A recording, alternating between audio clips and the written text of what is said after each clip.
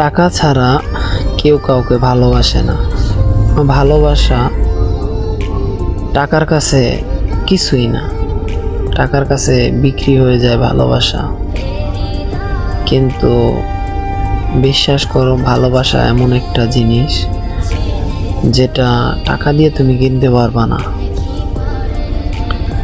টাকা দিয়ে সব জিনিস কিনা যায় না। যদি টাকা দিয়ে সব জিনিস কিনা যাইতো তাহলে ধরো টাকা দিয়ে মানুষ সুখ কিনতো, সবার আগে সুখ কিনতো।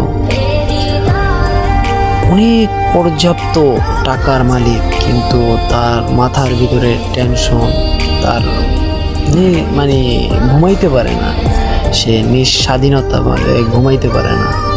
কিন্তু একজন সাধারণ রিক্সাওয়ালা, আমার চোখে দেখা একজন সাধারণ রিক্সাওয়ালাকে আমি এমন বিলে ঘুমাইতে দেখছি যে তাই ডাকছি, ডাকার পরে বলছি যে এত কেমনে ঘুমান। সে বলছে যে দেখো, একজন মুরব্বী চাচা আর কি এরকম, সে বলছে দেখো সারাদিন তুমি আমার কাজ করতে কয় ঘন্টা, দেখো 4-5 ঘন্টা বা 7-8 ঘন্টা, এটার ভিতরে দেখো না। হ্যাঁ, তারপর রিল্যাক্স আইসে একটা ঘুম দেই, কোনো টেনশন থাকে না, কোনো কিছু থাকে না, আমি রিল্যাক্সে ঘুমাই, আমার মাথায় কোনো টেনশন নেই। হ্যাঁ, কিন্তু আবার টাকাওয়ালারাও তারা ঘুমাইতে পারে না টাকার টেনশনে। আরে আমার টাকা ওদিক দিয়ে চুরি করে নিয়ে আসতে আছে, ওদিক দিয়ে কেরা জানি মাইরা খাইলাইতে আছে, ঠিক আছে। হ্যাঁ, এই কারণে আমার ওদিকে যদি ব্যাংকে ধরেন রাখে, হ্যাঁ ব্যাংক কেন না লুট হয়ে যায়, তারপরে একজনের কাছে জমা দিলে ওইটা কেন না মাইরা দেয়, মানে নানান টেনশন। টাকা দিয়ে সুখ কেনা যায় না। ভালোবাসা তুমি যদি চিন্তা করো যে আরে একটা ছেলের কাছে ভালোবাসা আছে আর একটার কাছে টাকা আছে, তুমি যদি বেটারটা খুঁজে নাও, ধরো টাকার কাছে গেলা, কিন্তু তোমাকে টাকা দিয়ে ধরো লাথি মারলো, হ্যাঁ টাকা দিয়ে তোমার লাথি মারলো, তুমি ওই টাকা দিয়ে কি করবা? তাহলে তুমি তো কিছুই করতে পারলা না। তুমি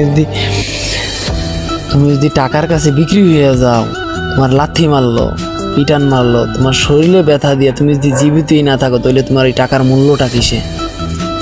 তাই আর যে ভালোবাসে সে ধরো টাকা না দিতে পারলো, সে তোমাকে সম্মান করতে পারবে, সে তোমাকে ভালোবাসতে পারবে, সে তোমার মর্যাদা বুঝবে, যে না, তাকে আদর মোহব্বত বা যে কোনো ভালো একটা কথা সে বলবে, সে ওরকম খারাপ আচরণ করবে না।